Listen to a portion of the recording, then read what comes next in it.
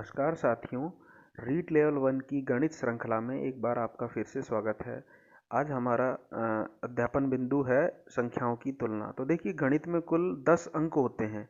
जैसा कि हम जानते हैं, अंक गणित में 0, 1, 2, 3, 4, 5, 6, 7, 8, 9 तक कुल 10 अंक होते हैं और इन्हीं 10 अंकों से मिलकर गणित की विभिन्न संख्याओं का निर्माण होता है।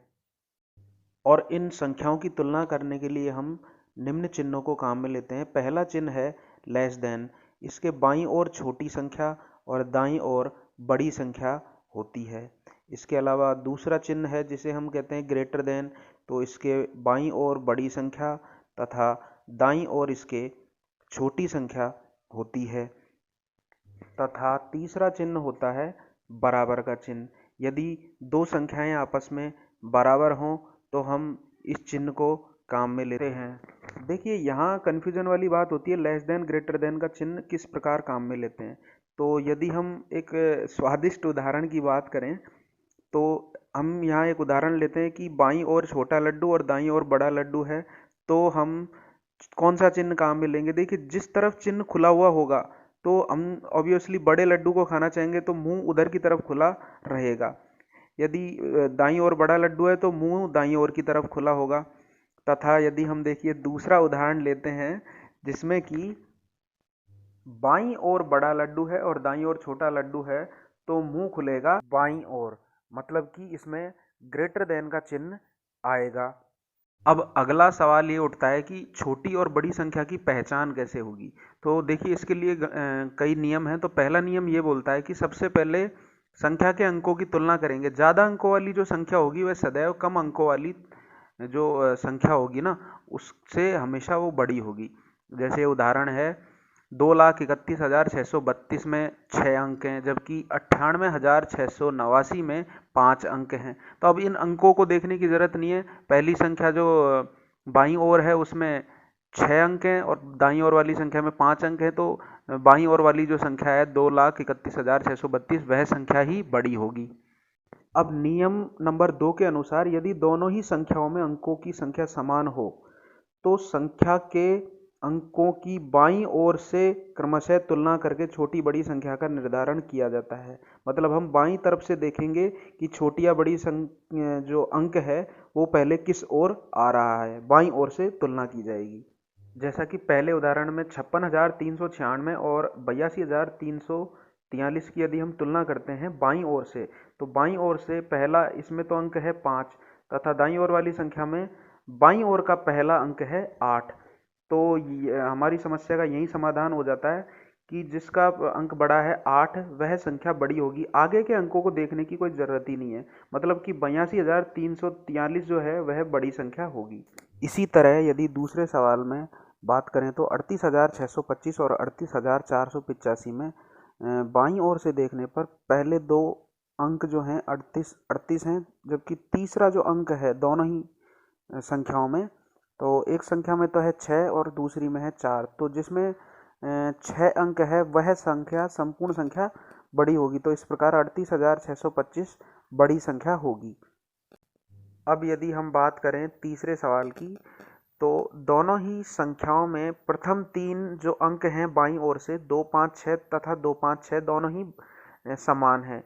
तो अब हम यदि चौथे अंक की बात करें तो पहली संख्या में चौथा अंक है 8 और दूसरी संख्या में चौथा अंक है 2। तो इस प्रकार जो बाईं ओर की संख्या है 2,56,843, यह संख्या इस दाईं ओर वाली संख्या से बड़ी होगी। तो इस प्रकार हम संख्याओं की तुलना बाईं ओर अंक के आधार पर कर सकते हैं।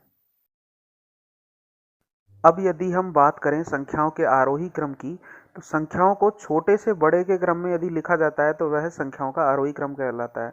तो हमारे सामने एक उदाहरण है 5,634, 834, 5,834 और 8,225। तो सबसे पहले यदि हम अंकों की संख्या के आधार पर देखें तो 834 सबसे छोटी संख्या होगी। उसके बाद यदि अगली संख्या की बात करें तो 5,634 आएगा और तीसरी संख्या होगी 5,834 और जो चौथी संख्या है वो होगी 8,225। तो यह संख्याओं को छोटे से बड़े क्रम में यदि हम जमाते हैं तो यह संख्याओं का आरोही क्रम कहलाता है। अब यदि हम बात करें संख्याओं के अवरोही क्रम की, तो संख्याओं को बड़े से छोटे क्रम में लिखा जाता है तो वह संख्याओं का अवरोही क्रम कहलाता है। पहले बड़ी संख्या, फिर छोटी। तो ये एक उदाहरण है 63,425, 63,045, 60,347, 56,294 तथा 63,420। अब यदि हम बात करें सबसे बड़ी संख्या की, तो 63,425 सबसे बड़ी संख्या होगी तथा दूसरी सबसे बड़ी संख्या इसके बाद 63,420 होगी तथा इसके बाद जो नंबर आएगा वो आएगा 63,045 का। और उसके बाद अगली संख्या जो होगी चौथे नंबर पे वो होगी 56,294 तथा पांचवी जो सबसे छोटी संख्या है वह होगी 8,347। इस प्रकार हमने इन संख्याओं को बड़े से छोटे के क्रम में जमाया है और यह संख्याओं का अवरोही क्रम कहलाता है। अवरोही, डिसेंडिंग ऑर्डर भी कहते हैं इसे। अब परीक्षा की दृष्टि से एक अन्य महत्वपूर्ण बात की चर्चा करें तो विभिन्न अंकों की सहायता से यदि हमें सबसे छोटी या सबसे बड़ी संख्या का निर्माण करना है तो वो किस प्रकार से होगा। देखिए, अंकों की सहायता से यदि हम सबसे बड़ी संख्या बनाना चाहते हैं तो अंकों को बाईं से दाईं की ओर बड़े से छोटे क्रम में जमाया जाता है। बड़ी संख्या बनाने के लिए बाएं से दाईं ओर बड़े से छोटे क्रम में जमाया जाता है। इसको हम अभी सवाल के सहायता से भी समझेंगे। दूसरी बात है, यदि अंकों की सहायता से सबसे छोटी संख्या बनानी है तो अंकों को बाईं ओर से दाईं ओर की तरफ छोटे से बड़े क्रम में जमाया जाता है। और इसमें एक ध्यान रखने वाली बात यह है कि यदि शून्य को कभी भी हम सबसे बाईं ओर प्रथम स्थान पर नहीं रख सकते, क्योंकि यदि हम शून्य को सबसे बाईं ओर प्रथम स्थान पर रखते हैं तो वह उस संख्या का अंक काउंट ही नहीं होगा और संख्या हमारी एक अंक छोटी हो जाएगी। तो इसलिए हम शून्य को कभी भी बाईं ओर नहीं ले सकते। यदि किसी संख्या में शून्य आ रहा हो तो उसे बाईं ओर से दूसरे स्थान पर हम रख सकते हैं। तो आइए इससे संबंधित सवालों को हल करने का प्रयास करते हैं। तो सवाल है कि 5, 9, 2, 3, 4 तथा 1 से बनने वाली सबसे बड़ी संख्या बताइए यदि इन अंकों की पुनरावृत्ति ना हो, मतलब अंक रिपीट नहीं होने चाहिए और इनसे सबसे बड़ी संख्या हमें बनानी है। तो देखिए, बाईं ओर से सबसे बड़ी संख्या यदि हम जमाएं तो सबसे बड़ी संख्या 9, उसके बाद 5, फिर 4, फिर 3 तथा 2 और फिर लास्ट में आएगा 1। तो 9,54,321 इन अंकों से बनने वाली सबसे बड़ी संख्या होगी।